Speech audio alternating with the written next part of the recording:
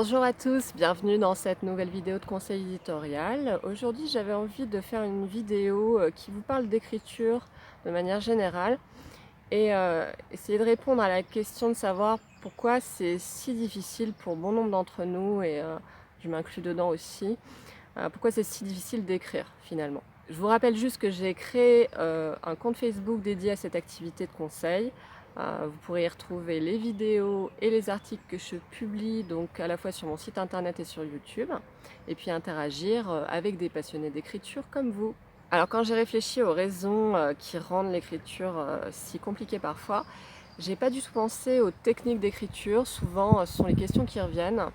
Les gens se demandent en quoi consistent les techniques, comment les apprendre.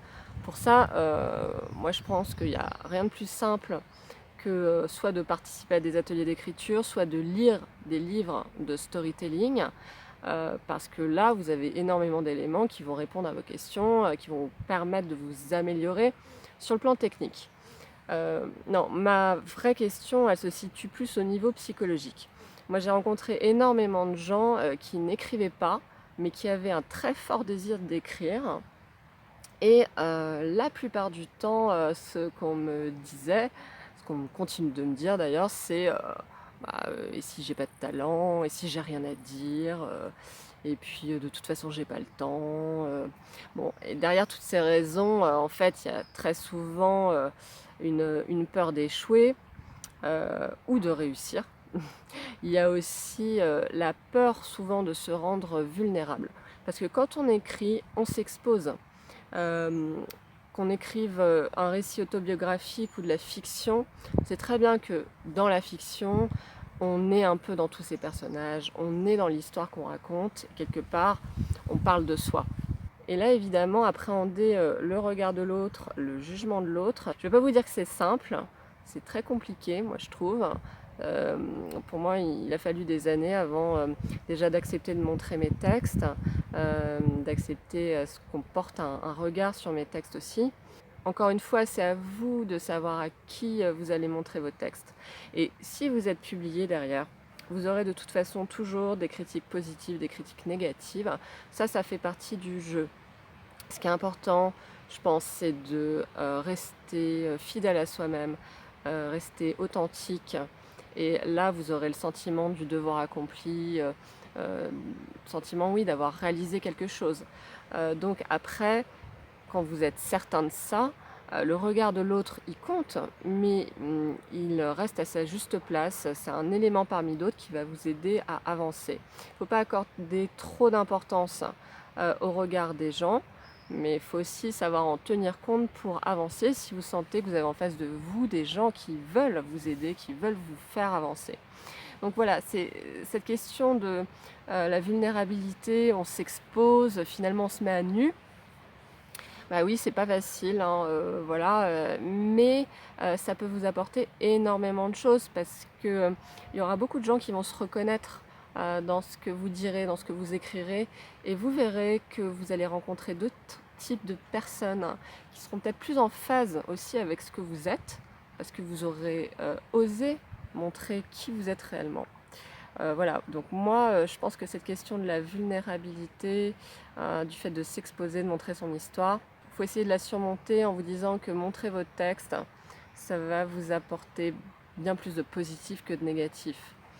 Ensuite, l'écriture, ça peut faire peur, parce que je pense aussi que c'est un grand champ de liberté. Quand on est face à la page blanche, quand on entame un projet, en fait on peut tout faire. On peut vraiment écrire ce qu'on veut.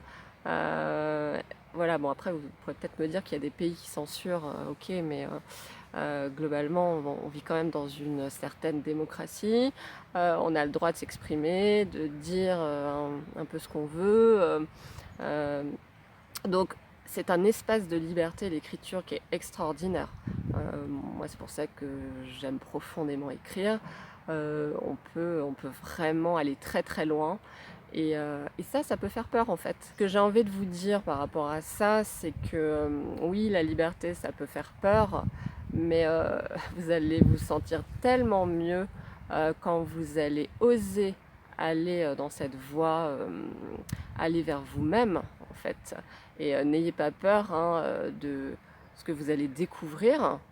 Il n'y a pas un monstre caché au fond de vous. Moi, je pense souvent à la chanson de Lady Gaga. J'ai l'impression que voilà, on va découvrir un alien au fond de soi. Moi, j'ai déjà entendu des gens dire ça, et je comprends tout à fait.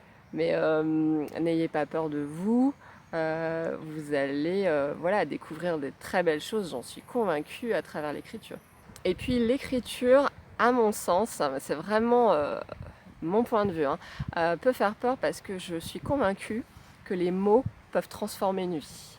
Voilà, moi j'ai toujours cru au pouvoir des mots. Je l'ai expérimenté sous différentes formes. Et l'écriture, le fait de coucher sur le papier en fait des bouts de son histoire, de sortir des émotions qu'on n'a jamais sorties autrement parce que soit en face la personne ne peut pas vous écouter ou ne peut pas entendre ce que vous avez à dire, mais en tout cas vous pouvez le faire via vos personnages et via les pages que vous écrivez. Eh bien ça c'est extrêmement libérateur. Et du coup, ça transforme votre rapport à vous-même, à votre histoire. Ça peut modifier le regard que vous portez sur votre histoire.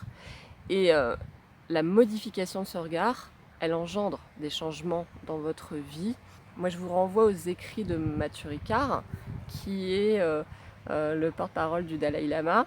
Matthieu Ricard, il vous explique très bien comment le changement de perception des choses modifie en profondeur en fait votre vision du monde. Et à partir du moment où votre vision du monde elle est modifiée, votre vie change. Les événements qui se produisent sont différents et l'univers quelque part vous envoie d'autres choses. Et moi je l'ai dit dans un article, je me suis mise à écrire de l'humour en 2014 en entamant ma série Les aventures trépidantes d'Igor Frédéric, qui s'inspire en grande partie de mon passé de prof de piano. Et le fait d'avoir écrit cette série, qui au départ était des pages de blog, a totalement changé ma vie en fait. Parce que j'ai redécouvert une part de moi que j'avais totalement oubliée, c'est-à-dire ma capacité à rire et à faire rire les gens. Et puis surtout, de manière très étonnante, tout ce que j'ai écrit dans cette série, qui comprend maintenant 10 tomes et que je sortirai l'année prochaine sans doute, tout ce que j'ai écrit, en fait, il y a des choses qui sont réalisées dans ma vraie vie. Je ne peux pas vous donner trop les détails, mais voilà, le fait que je sois partie vivre à la campagne, en fait, a un lien très fort avec ce que je raconte aussi dans la série de manière sous-jacente.